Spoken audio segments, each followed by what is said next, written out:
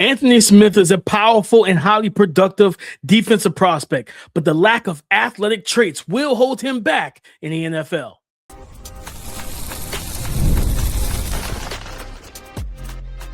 You are Locked On NFL Draft, your daily podcast covering the NFL Draft. Part of the Locked On Podcast Network, your team every day. Welcome back to the Locked On NFL Draft Podcast. I'm Damian Parson. That's Keith Sanchez. And on today's episode, we're breaking down Minnesota Gopher defensive lineman, defensive end, edge rusher, Anthony Smith. We're going to explain our grades for him, give you any NFL comps that come to mind that fit the play style, body type, all of that.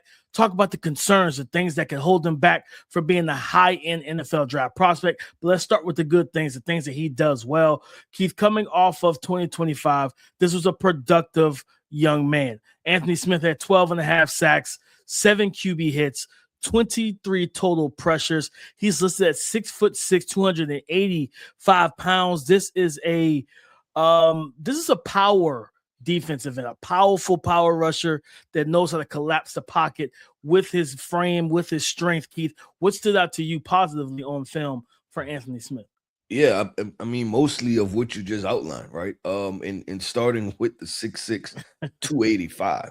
That's a big human. That's a big boy moving around. And for our listeners, he's a guy that plays out, on the edge, right on the perimeter, but they'll kick him inside from time to time. And he'll rush sometimes from that interior defensive lineman alignments. And so I look at it and I say, being at 6'6", 285, there's a versatility element there. I think if you have to project him, you're projecting him as a strong side defensive in a 4-3 scheme. I think that's the best situation for him. I think outside of that, you project to being able to kick him inside, right? If he's playing 3-4 defensive end or something like that. The point where I wouldn't feel 100% comfortable is him playing 3-4 outside linebacker, right? Yeah. That part might be outside of his range, but you're drafting a versatile player, and being 6'6", 285 and naturally knowing how to get back to the quarterback or finding a way to be backfield disruptive. I think that's the best way to kind of describe it for him. Backfield disruptive I think what he finished with 12 and a half sacks, like you said. That's big time, DP. That's big time. And I think that there are a lot of traits that you can see translating to him being a productive NFL player. Yeah, I think the best way you put it was backfield disruptor, right? Being able to create those pressures, live in the backfield, a guy that knows how to really apply the pressure with that strength, right? With that frame and utilizing it to his advantage. But I do really like with the reps that you see him. It's not just guys, we're not just talking about just, hey, he's reducing down against the, as a pass rusher. He reduces down and plays some of that 3-4 eye as a run defender too. And you see his ability he plays with the requisite physicality at the point of attack for a guy that could live in that type of realm, right? Where it's like, hey, what if we added 5 to 10 more pounds, getting the 295 and making one of those interior defensive tackles, interior defensive linemen? You could 100% do that. And at the motor he plays with, this is a guy that plays into the whistle. He has a finisher's mentality. Like, he's always working to get into the backfield, disrupt the action, whether it's in the passing game, on the run game. And I think with his ability, and he's really good with his hands. He has really good use of his hands and his hand usage to deconstruct the blocks. But even as a pass rusher, you see him know how to utilize and attack short corners and angles against offensive tackles when he's one-on-one, be able to attack that near side shoulder, get close to him, and be able to just kind of club and then close to the quarterback. Again, like the motor he plays with, this is a guy you don't have to, the phrase, Keith, you don't get ready, you stay ready. Like, that's Anthony Smith. He doesn't have to get ready. He stays ready to go. And as a coach, you have to think that that's a really good thing to have when you have a guy you don't have to prep and prime. Like, he's already, like, the way he plays, he just kind of, it's not Ruben Bain-esque, because Ruben Bain, I see this kid smile. Ruben Bain didn't smile. Like, you know what I mean? Ruben Bain just was a different dude mentally, right, in that regard. But just, they don't care. Like, they love, you could tell they love the game of football. They love what they do. And that translates to the field, man. So I think, just that versatility, inside out capability, whether, like you said, that scheme versatility of being able to play strong side defensive end or playing one of those reduced inside defensive line techs where there's 3-4 eye, even right there line up on the tackles. In the run game as a pass rusher, he gives you a lot of that, which is a good thing to have for your D-line. Yeah, no, and I think too, when you factor in his size, DP, that comes with range, right? Like there's the tackling radius for him to where stuff that, if you come in his general area, he has an opportunity to make an impact on that play, right? Yeah. And you've seen that on film, and that was huge. Like even him getting to the quarterback, just because of his length, even if he was on a track to run around the quarterback, he was still disruptive, right? Like put a hand out there, stuff like that. So his overall length and frame and wingspan, they're impactful in more than one way. And I think that when you talk about going to the NFL and being an NFL player, all of those little things are going to matter, right? Like pressures are going to him, but also obviously also getting sacked. So I think just moving him up and down the line of scrimmage, and that's something I would do, DP. Him early on, I would move him up and down the line of scrimmage and really try to find, because I don't know if you feel the same way, still trying to figure out what's the best spot for him, right? Yeah. And this year coming up, obviously he has some more to put on a resume, but I think that his best spot may be the move guy. And you talk about versatile defensive fronts, he may project really good in those places. No, I like that thought process of moving him around, Keith, because number one, that lets you find the best matchup for him, right? Like if he's especially if you're for example, in college in Minnesota, you wanted to get him on the worst offensive lineman on the front five. Mm-hmm. That's your best defensive lineman. So you want to get your best against their worst. And if there's a clear talent drop off, let him go eat, let him feast. But also, it's almost like having that number one wide receiver, Keith, when you start moving them around and now you got the secondary adjusting to where he is. Okay, we're rolling coverage, we're double teaming that guy. What does that mean? That means there's less defenders in spaces where some of your wide receiver 2 and 3 are. So if you start moving Anthony Smith around and creating those matchups, now the offensive line has to counter that with then taking, whether if he's inside, going up against a guard, or he's going up against the left tackle. Now you got left tackle, left guard, or they keep the tight end in. He's trying to chip block, whatever the case may be, or they're sliding protection to his side. Now that creates matchups for the other 4, maybe even 5 guys. If you send a delayed pressure or a nickel blitz or something like that, it allows your defensive coordinator to get in this bag and create pass rush opportunities for others, right? Those assisted pass rushes. That's when you got a guy that's, especially if he's cooking, again, 12.5 sacks in the Big Ten is nothing to sneeze at. Like it's nothing to sniff at all. Like it's different. That's a ton, right? Like especially and that's a division. It's similar to the SEC where you got a lot of balance. It's not really in the Big 12 where you're going to see a ton of air raid, a lot of passing opportunities. No, most of the teams in the Big 10, they run the football. Northwestern's going to run the football. Iowa, that's all they do is run the football, right? Like just all the teams in the Big 10, they run the football. So you're going to deal with the balance. I would love to see what it looks like if he played one of these Big 12 schools and I know I'm going to get 40 to 45 pass attempts and I get as many opportunities to just pin my ears back and not have to focus on setting the edge first and then getting to the quarterback. Those true drop back sets, the Big 12 has a lot more of those than normal. So I would love to see him play some of those teams. I haven't looked at their schedule yet. Maybe they do. But I think that's what to your point about moving around, that's what I would like to see. Move him around, create some opportunities for somebody else. Yeah, DP, and to his sack production real quick, there were only 3 games of the 12, 13 games that he played. Mm-hmm. Only 3 where he didn't record any sack number, right? Where it was at least half a sack. So that's pretty impressive because we always talk about, right, the production being spread out across multiple games, right? Not you just having an advantageous matchup that one situation and going off for 3-4 all your sacks right? In 2 games. Yeah, something like that. But he only had 3 games where he didn't record a sack out of the 12, 13. So that's really impressive. And 2 of those games, one was Iowa, right, which they only run the football. Yeah, then the other one was Wisconsin. So and then Purdue, Wisconsin and Purdue. So that was the 3 teams. But DP, let's do this, man. Let's transition and discuss the concerns for Minnesota edge rusher Anthony Smith. We'll discuss that coming up next.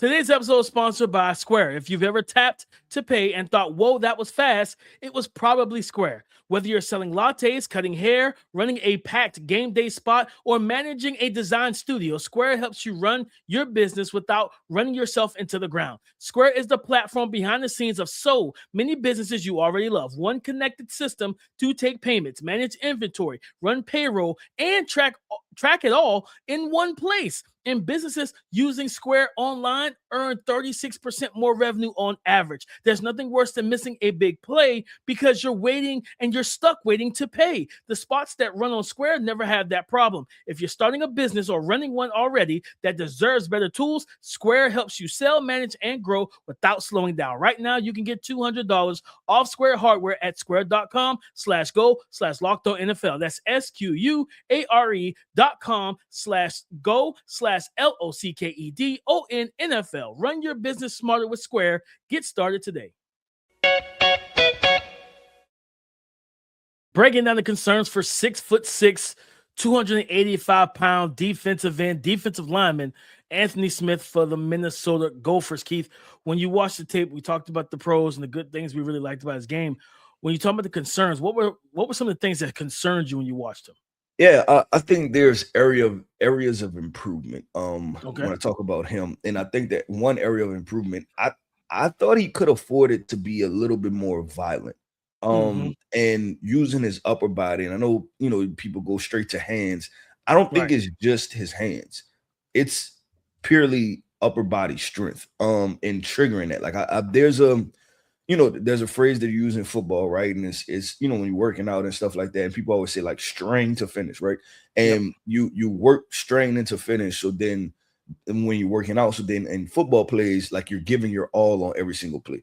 And us as talent evaluators, DP, we can sometimes see when a player is maxing out, right? Like you can feel it through the film. With Anthony Smith, I believe he has a basketball background. I think I've seen, but there's an element of rawness to it, to where I don't see him always strain, and it may be he thinks that he's finishing right with a very high motor, but I think there's a function of strength that he can apply. Like I think there's one more level when I watch the film, DP, that he can reach and can get to be a even more, honestly, to be a physically dominant player. Because I think right now he's an overwhelming player because of his size and athleticism, but I think he can get in there and really physically dominate people.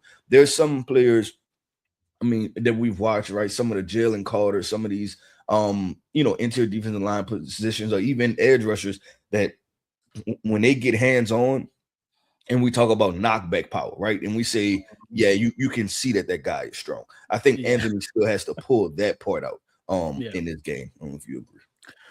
Does he have, Keith? I do agree with you. I definitely saw it because there are times, I think it might have been Ohio State. I was watching them, and I think Ohio State's tackles are bigger tackles. And I think it was going against the left tackle where he just fought to a stalemate. And I hate to see big body defenders play to that. Like, no, keep working to get back there. Add that push pull. Like, there's some counter, with pass rush and deep block deconstruction counters. I want to see him. He's a powerful player, but I want to see him add that. That push pull technique is the defensive lineman's snatch trap, right? We see offensive tackles use that snatch trap all the time.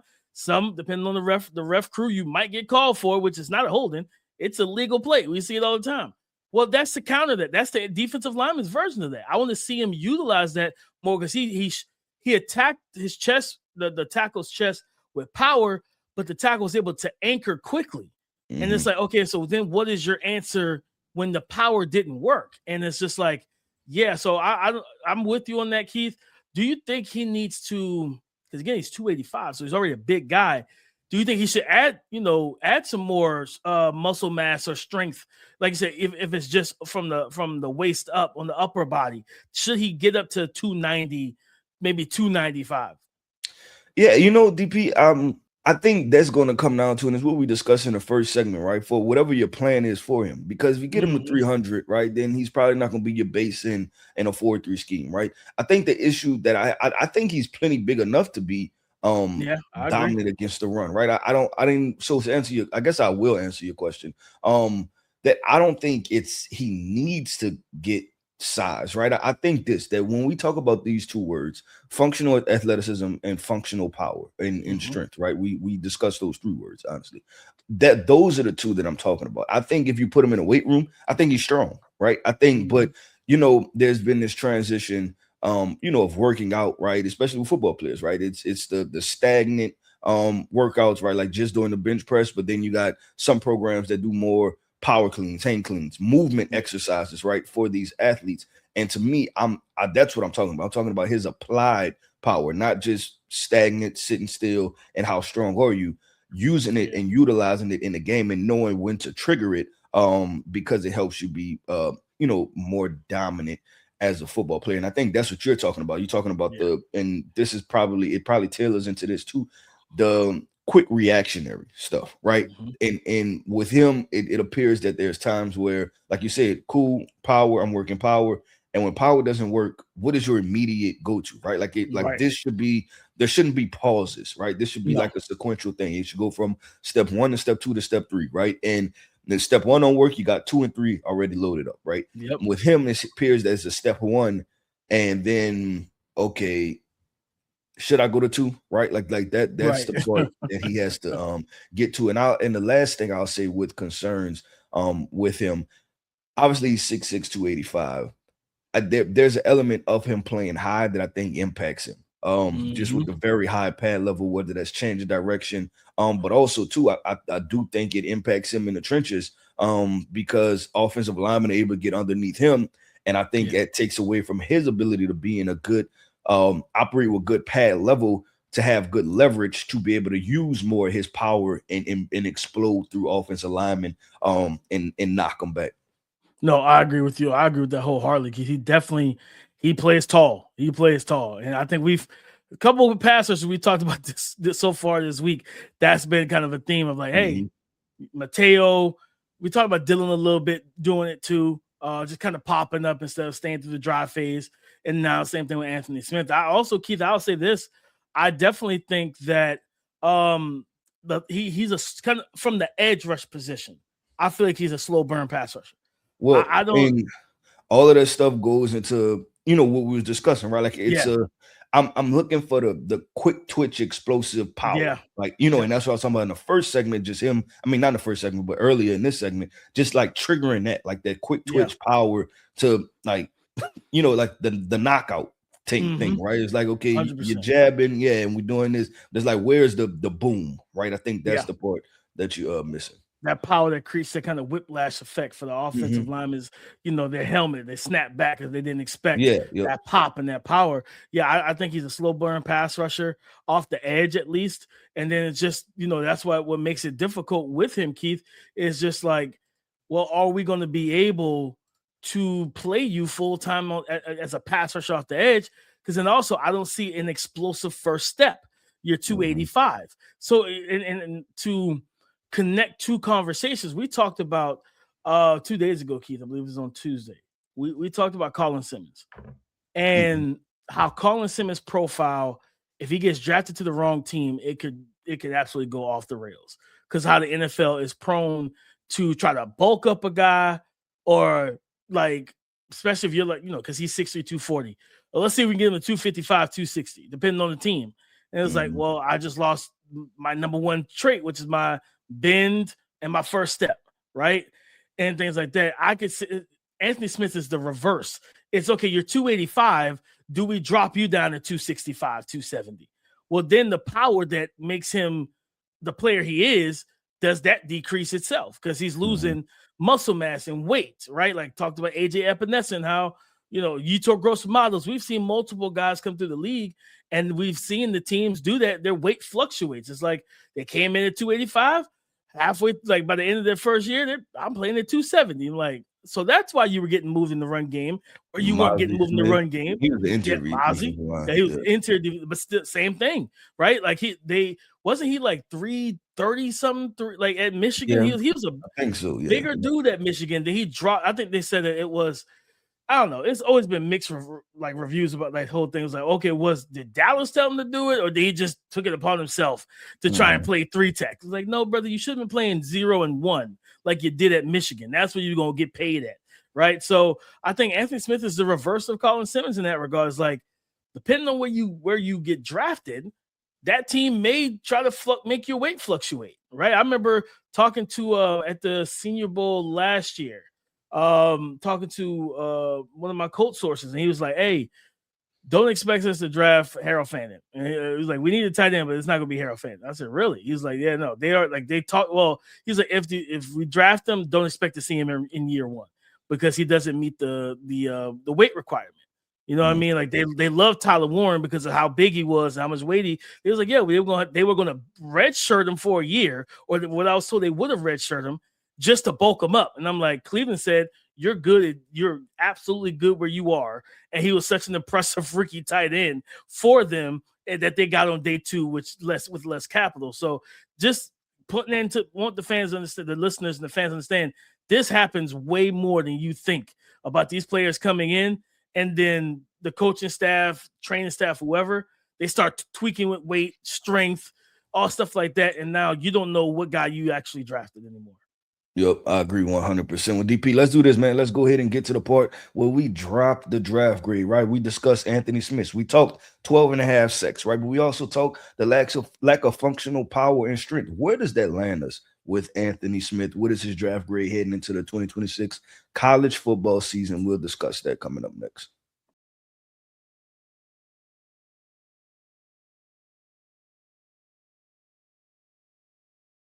Thank you for making Locked On NFL Draft your first listen of the day. And thank you for making the Locked On Podcast Network the #1 sports podcast network in America. It's all because of you, our everydayers. Explaining the grade, Keith Anthony Smith, 6'6", 285. We talked about we like this power. We also talked about he's missing some functional strength as well. We talked about the lack of explosiveness. Where are you landing with him, man? When it comes down to the grade, Keith, where are we with the grade on Anthony Smith right now? Yeah, I was all over the place with him, DP. The more I watched, the more I became all over the place with his film, to be completely honest. But I'm gonna settle in at a second round grade. I'm gonna settle in at the top of the second round grade. I think the size and athleticism is very intriguing. I think there's the gray area is finding out, obviously, where should he play. And then I think also too is that if he doesn't get any better, right? Like if he doesn't transition to functional strength and functional power, where does he land, right? And that's what I had to ask myself. Like if like not projecting that he gets better anything, he stays exactly the same. I was like, okay, I could see this guy going top of the second somewhere in there because the size is very intriguing. We know that he's athletic. He's been sack productive. Just minor things that you would want him to work on. But I think he can be a fairly solid player for an NFL franchise. And I think that area, that back end of the first round, like the last 10 picks of the first round and the top of the second round are usually the wildest picks.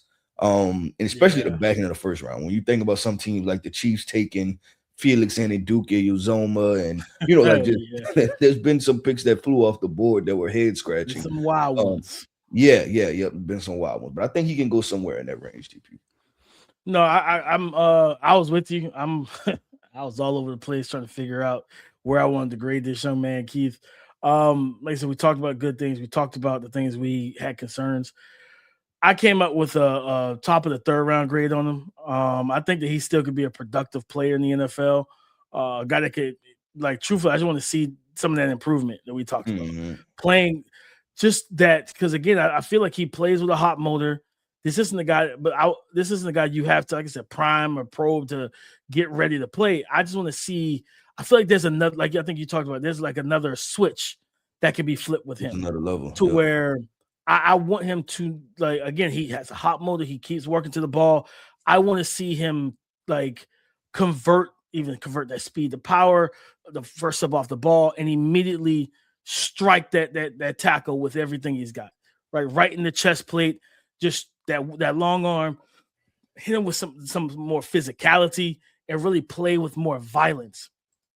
I think if he's able to do that, Keith, like, again, like, this is a guy that has I think he has the football makeup and the mental makeup that you look for in a high football character player, right? To where he may never, for those who play, like I was IDP, like the defensive fantasy, he may never be that 15, 20 sack guy in the season for you, but I definitely think he can live anywhere from 6 to 9 sacks a season.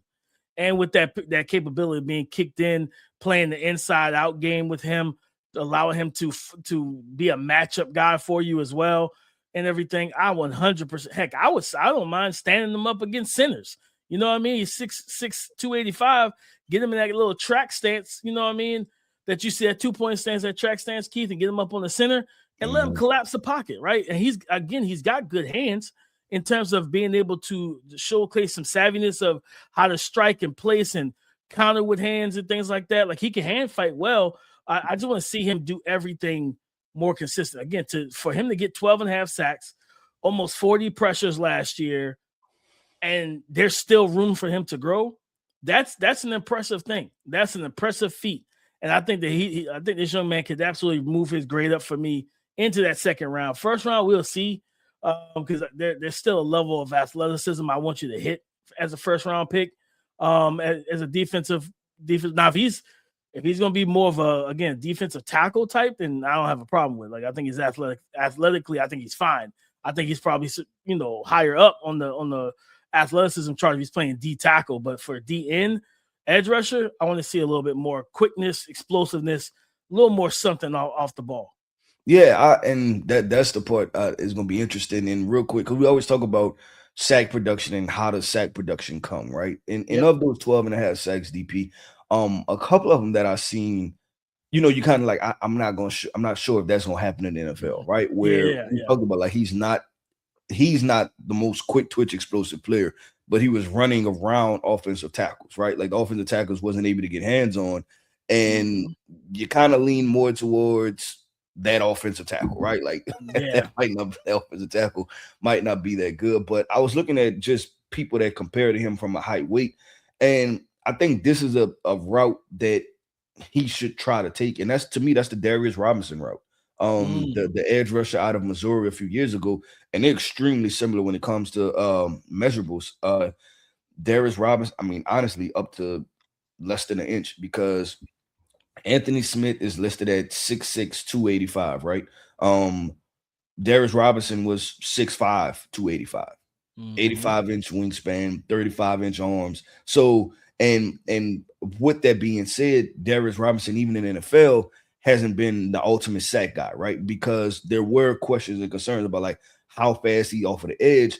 But I think we both felt the same way about him. Like, this is just a productive defensive lineman, right? You reduce him inside, you can get some really valuable reps. So I think Anthony Smith should shoot to be able to, for that to be his goal, right? Like, somewhere in there. And I believe Darius Robinson went the back end of the first round also, if I'm not mistaken. He did, to the Arizona Cardinals. I think that he got hurt his first year and stuff like that.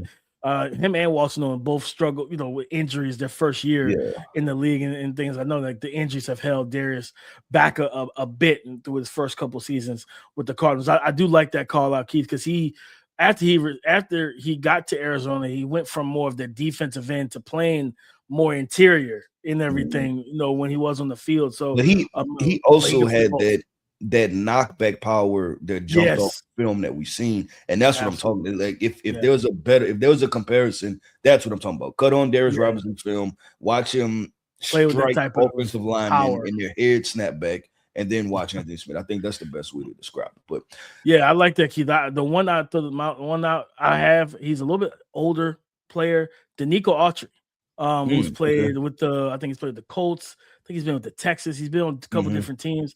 But when he's healthy, he's always been a productive and helpful player to a defensive front. He has 65.5 sacks in his career. A guy that's played on the edge is like that's base defensive end, but then rush from the interior. And he's almost the exact same height and weight. I think both of them are, listed at 6'6", 285.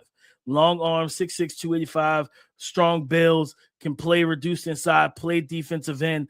And I think if like you say, kind of a mixture of both in terms of Denico Autry and Darius Robinson, you're going to have yourself a very productive player.